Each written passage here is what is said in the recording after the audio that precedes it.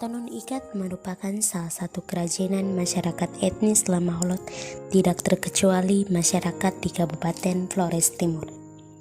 Tenun ikat biasa juga disebut kuatek, namun secara khusus dibedakan lagi. Kuatek dikenakan oleh perempuan sedangkan knowing dikenakan oleh laki-laki. Kuatek didominasi berbagai warna, sedangkan knowing didominasi warna gelap. Dalam proses pembuatan kuatek ada beberapa tahap yang harus dilewati. Yang pertama, pemisahan kapas dari biji.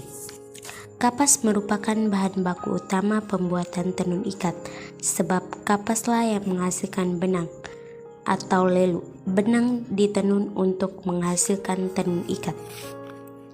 Kapas yang dipilih harus memiliki serat yang panjang dan halus.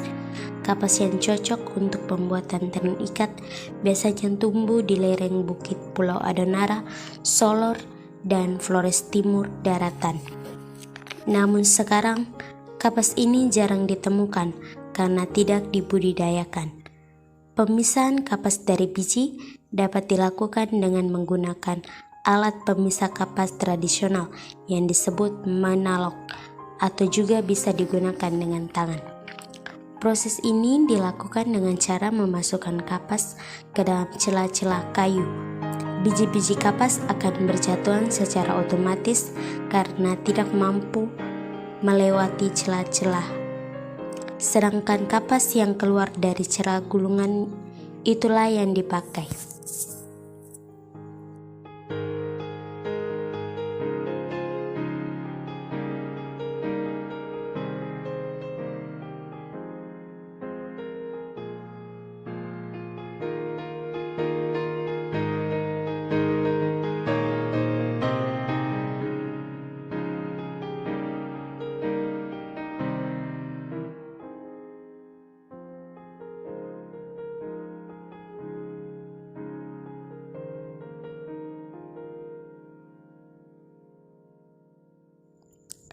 Yang kedua, penghalusan dan penggunaan kapas.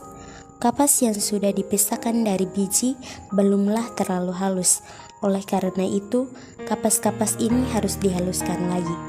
Salah satu caranya dengan memintalkan kapas pada tali bukus lalu menarik-nariknya seperti orang memetik dawi atau kecapi. Semakin tali kapas ditarik, maka semakin halus serat kapas tersebut. Setelah kapas-kapas ini halus, proses selanjutnya yakni pembuatan gumpalan kapas.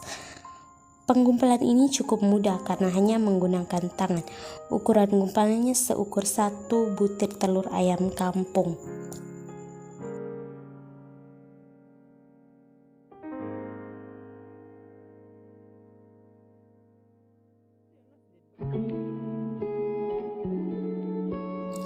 Yang ketiga yaitu pembuatan benang. Setelah kapas tergumpal, proses selanjutnya yakni pembuatan benang. Pembuatan benang dilakukan dengan cara melilitkan kapas pada sebuah kayu yang disebut hurit.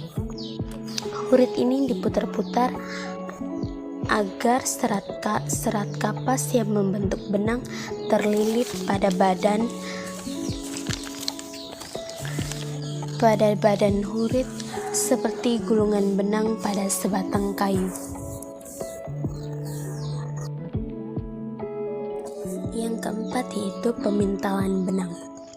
Benang yang sudah dililit pada hurit tadi lalu direntetkan pada sebuah alat pemintal bernama belawa.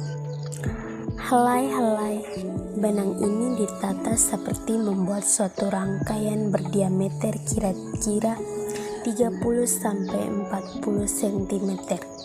Helai-helai benang ini diatur sedemikian rapi agar tidak renggang dan kusut sehingga mudah diangkut.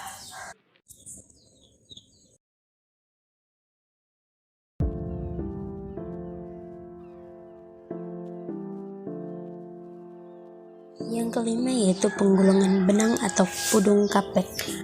Setelah benang sudah siap, tahap selanjutnya yaitu penggulungan benang. Penggulungan ini menggunakan alat yang bernama tenun. Pada tenue dilakukan dengan dua cara, yaitu yang pertama menggunakan batu kecil sebagai cara menggulung benang melingkari batu tersebut sampai ukuran satu genggam besar. Gulungan ini nanti akan digunakan untuk membentuk lajar-lajar mendatar pada tenun saat perangkaian. Yang kedua yaitu menggunakan bilah bambu kecil sepanjang 6-7 cm. Benang digulung dengan cara dililit dari ujung atas hingga ujung.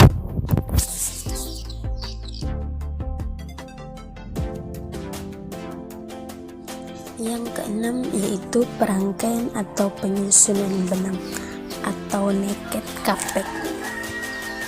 Pada tahap selanjutnya adalah perangkaian atau penyusunan benang pada alat tenun yang disebut kedaja beserta peralatan lainnya seperti hapit pola, kurit, gurun, nugi, tenye, dan wulo.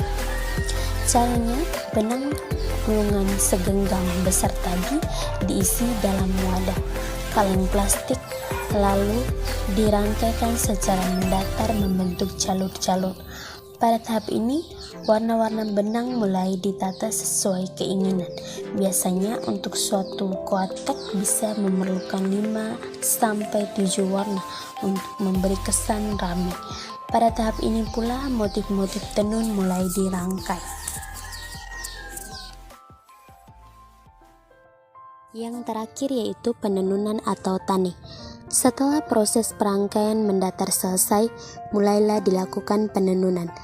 Penenunan ini menggunakan kedaja dan alat lainnya ditambah dengan seligu atau penahan pinggang belakang agar posisi duduk lebih kuat dan bertenaga.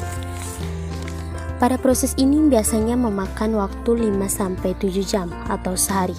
Berakhirnya proses ini ditandai dengan telah bertemunya kedua jalinan ikatan benang yang membentuk kain karena menggunakan bambu kecil wulo pada bagian tengah kedaja, maka celah pertemuan kedua jalinan benang ini sekitar 5-10 meter. Bila sudah sampai tahap ini, maka kain bisa dipakai.